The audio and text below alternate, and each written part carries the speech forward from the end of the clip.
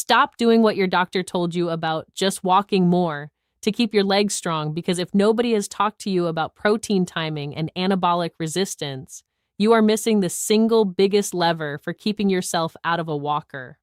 I spent over 20 years as an orthopedic surgeon watching patients come into my clinic after a fall, and every single time I saw the same pattern in their charts before I ever saw them in person.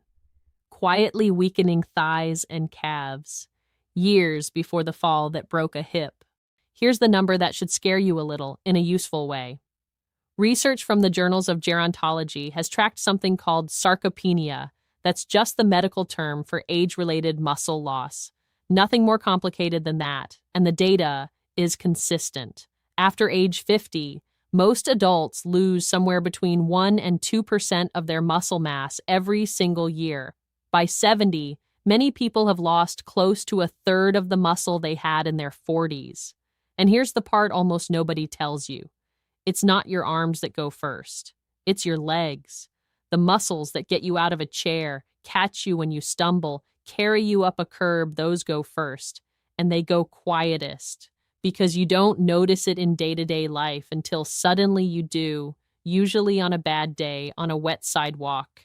Before we go further, I want to know who's watching. Tell me your age in the comments and tell me one thing your legs still let you do that you're proud of: gardening, chasing a grandkid, walking to church, whatever it is. I read every single comment on these videos, everyone, and I answer as many as I can, because this channel only works if it's actually a conversation and not just me talking at a camera. Now I'm going to tease you with something because I don't want you clicking away in the middle of this. Item number 2 on this list is a food most doctors never mention for muscle health at all. And it's not a supplement, it's not exotic, and it's sitting in most of your kitchens right now doing almost nothing for you because you're eating it at the wrong time of day. I'll explain exactly why timing matters when we get there. For now, let's start the countdown. From 7 down to 1, weakest to most powerful. So stick around because the foods that matter most are coming at the end. Number 7. Greek yogurt. I want to open with this one because it's the food most of my patients already have in the fridge and don't think twice about. A 78-year-old patient of mine, Carol, from Dayton, Ohio, came to me after 2 falls in one winter. She told me she ate healthy salads, fruit, the occasional chicken breast. What she wasn't getting was protein spread evenly across her day, and especially not in the morning. Here's why that matters specifically as we age. Younger muscle responds to protein almost immediately. You eat it, your body absorbs the amino acids, and muscle protein synthesis, which is just the technical term for your body building new muscle tissue, ramps up efficiently. But research on aging muscle has identified something called anabolic resistance. Essentially, older muscle needs a bigger protein signal to get the same building response younger muscle gets from a smaller one. Studies looking at this in adults over 65 have found that older muscle may need close to twice the leucine. That's a specific amino acid that acts like a green light switch for muscle building to trigger the same growth response compared to someone in their 30s. Greek yogurt is useful here because it's unusually concentrated in that leucine-rich protein called whey, in a form your body absorbs quickly. Think of your muscle-building machinery like a delivery truck that needs a minimum-sized package before it'll even bother making the trip. A small amount of protein is like sending a package too small for the truck to bother delivering the amino acids, get used for other things in the body, and never make it to the muscle-building site at all. Greek yogurt, eaten in a large enough portion, is one of the easiest ways to hit that minimum threshold without needing a scale or a nutritionist. For practical tips, aim for a plain Greek yogurt, not the sweetened kind, somewhere around 3/4 of a cup to a full cup, ideally in the morning, because most older adults get the bulk of their protein at dinner and almost none at breakfast, which is backwards from what your muscles need. For a synergy tip, pair it with a small handful of walnuts or ground flaxseed. The fat slows digestion slightly, which some research suggests may extend the amino acid delivery window, giving your muscles a longer supply rather than one quick spike. Number 6, wild-caught salmon. Here's a dramatic truth. The enemy of your leg strength isn't just lost muscle, it's inflammation quietly working against the muscle you still have.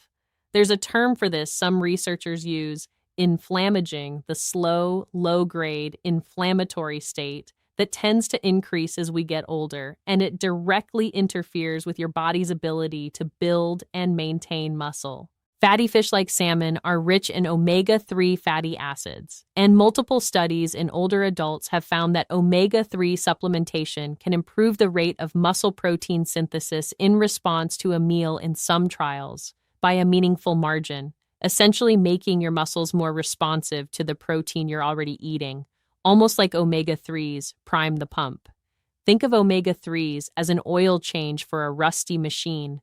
The machine, your muscle-building system, might technically still work, but everything runs smoother with less friction once the inflammation is calmed down.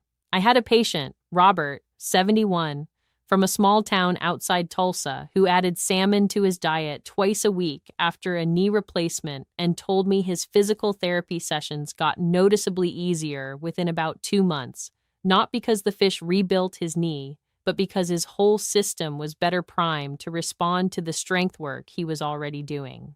For practical guidance, 2 servings a week of a fatty fish like salmon, mackerel, or sardines is a reasonable target, and you don't need to overcook it. A few minutes on each side keeps the omega-3s intact, since excessive high-heat cooking can degrade some of those fats. If salmon isn't accessible or affordable where you live, canned sardines are a very underrated substitute with a similar omega-3 profile.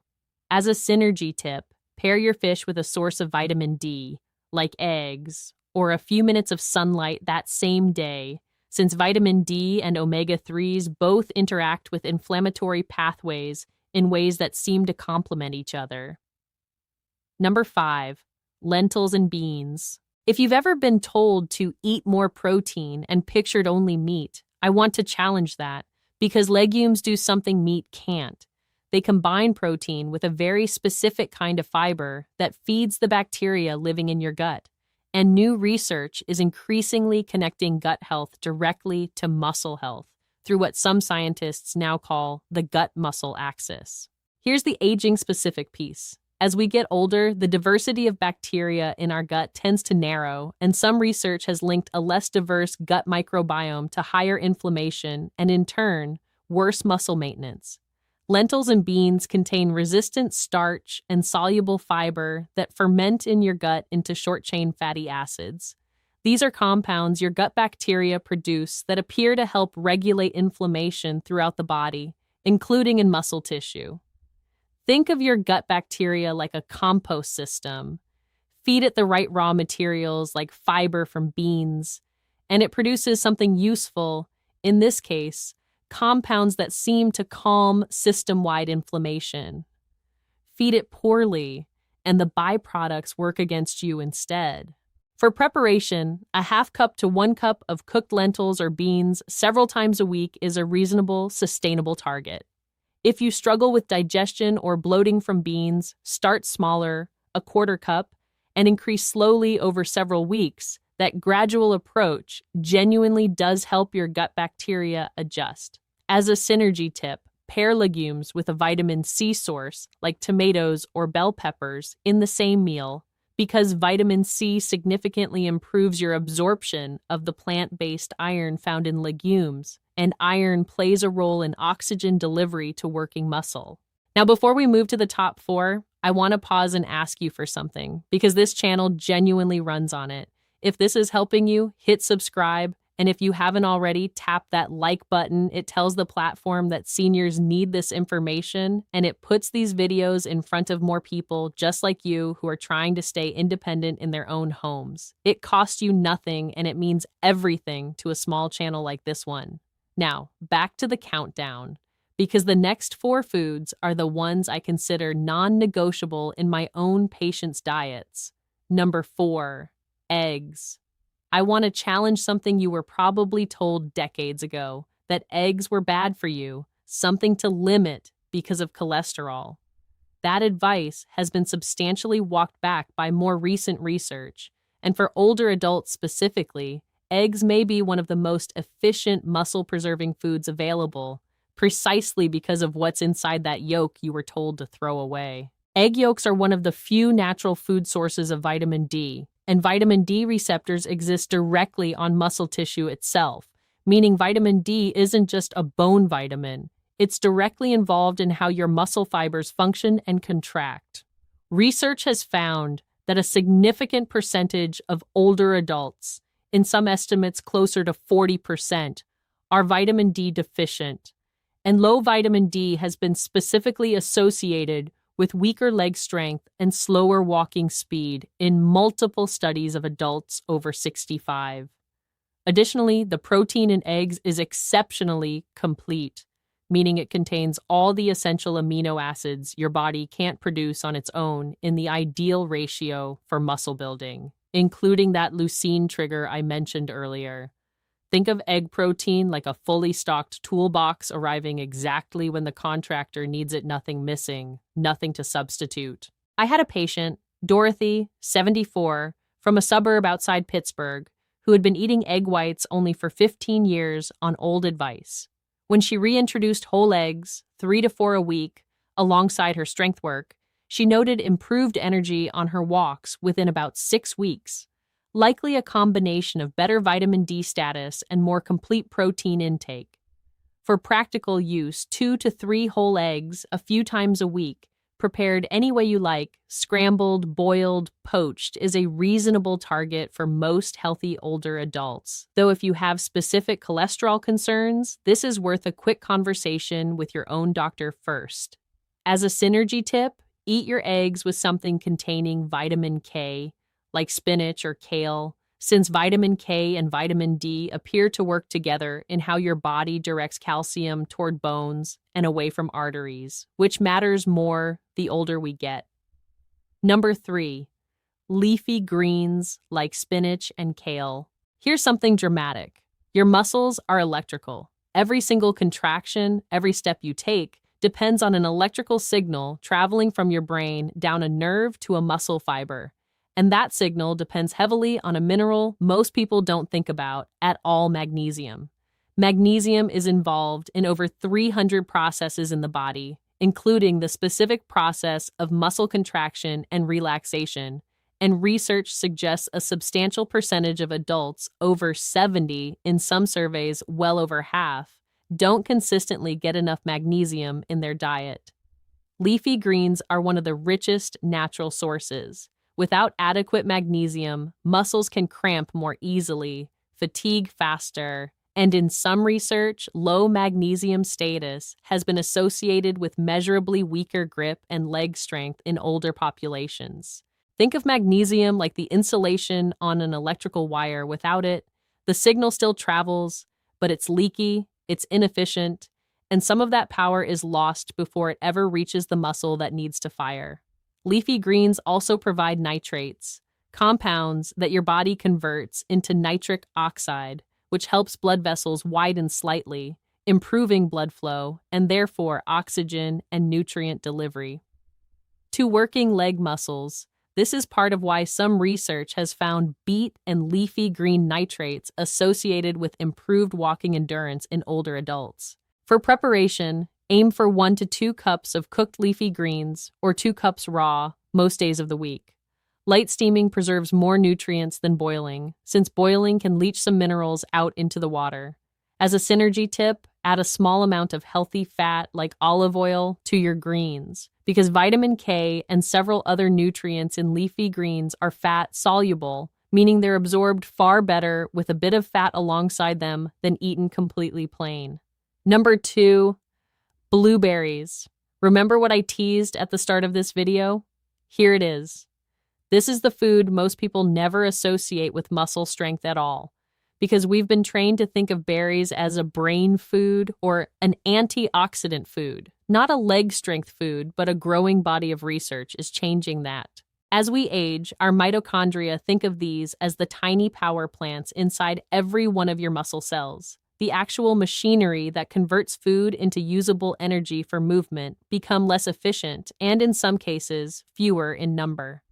This decline in mitochondrial function is considered one of the central mechanisms behind age-related muscle weakness, separate from muscle mass itself.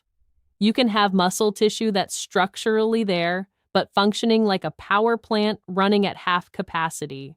Blueberries are unusually rich in compounds called anthocyanins, the pigments that give them their deep color, and several studies have found that these compounds may support mitochondrial function and reduce oxidative stress, essentially cellular wear and tear inside muscle tissue specifically. In some research on older adults, regular berry intake was associated with measurable improvements in muscle function and recovery after exercise, an effect researchers believe is tied directly to this mitochondrial support. I think of it like this. If muscle mass is the size of your power plant, mitochondrial health is whether that plant is actually running efficiently. You can be technically well-muscled and still feel weak if your cellular power plants are sluggish. And this is exactly the piece most nutrition advice for seniors completely ignores. I had a patient, Miriam, 80, from outside Sacramento, who added a daily cup of blueberries to her breakfast after a hip fracture recovery.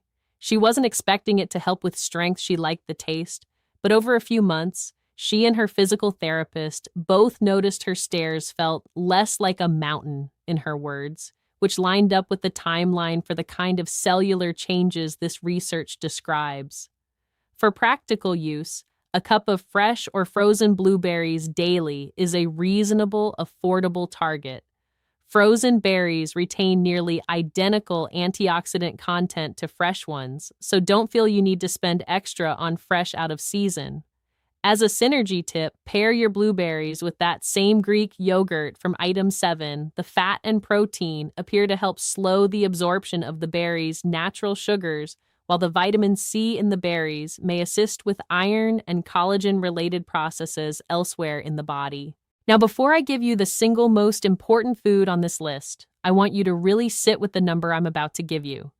Some estimates suggest that by age 80, adults who haven't actively worked to preserve muscle may have lost as much as 40 to 50% of the leg strength they had in their 30s. That is the difference between climbing stairs without thinking about it and needing a rail, a cane, or someone's arm every single time. This next food, more than any other on this list, is the one I ask every single one of my patients to prioritize. Number 1, lean red meat, particularly grass-fed beef, in small, regular portions. I know this might surprise some of you, especially if you've spent years hearing that red meat should be limited or avoided. I'm not telling you to eat large steaks daily.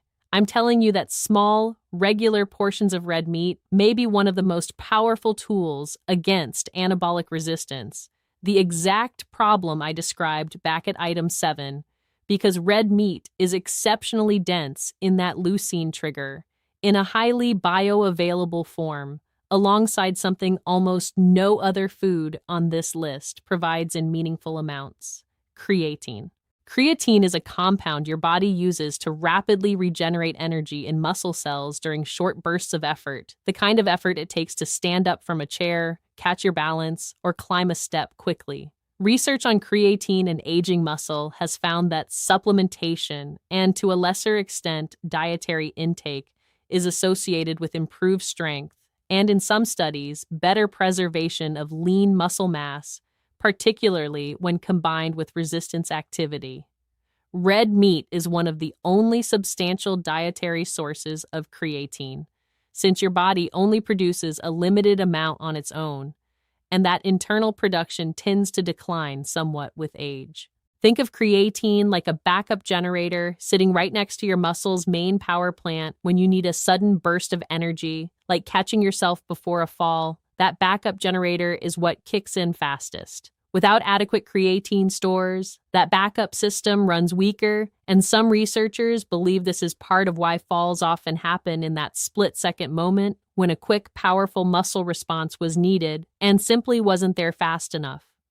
I had a patient, Walter, 76, from a farm outside Des Moines, who had cut red meat almost entirely from his diet on his cardiologist's general advice years earlier, without realizing the potential trade-off for his muscle strength.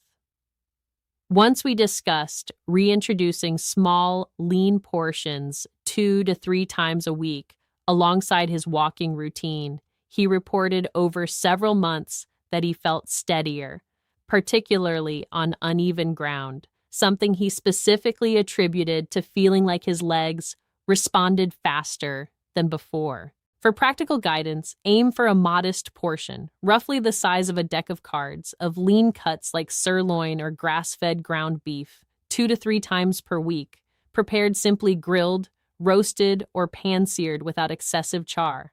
Since well done, charred meat can produce compounds that may work against some of these benefits. If you have specific cardiovascular concerns, this is absolutely worth discussing with your physician first, since individual guidance matters more than any general list. As a synergy tip, pair red meat with a vitamin C-rich vegetable, similar to the legume tip earlier, since vitamin C improves iron absorption from meat as well, and iron-carrying red blood cells are what deliver oxygen to the very muscles you're trying to strengthen. All of the specific research I referenced throughout this video is listed in the description below, so you can look into any of it further and talk it over with your own doctor, because that conversation matters more than anything a video can tell you. I want to close with something that has nothing to do with food and everything to do with why any of this matters at all. Every patient I've described to you today wasn't chasing bigger muscles or a number on a scale. They were chasing something much simpler. The ability to get down on the floor and back up to play with a grandchild, the ability to walk to the mailbox without fear, the ability to live in their own home, on their own terms, for as long as possible. Independence isn't really about strength for its own sake. It's about dignity, about not needing to ask for help with the small things, about quality of life measured in ordinary Tuesday afternoons. And if there's one thing I want you to take from everything I've shared today, it's this. It is not too late. Not at 65, not at 75, not at 85.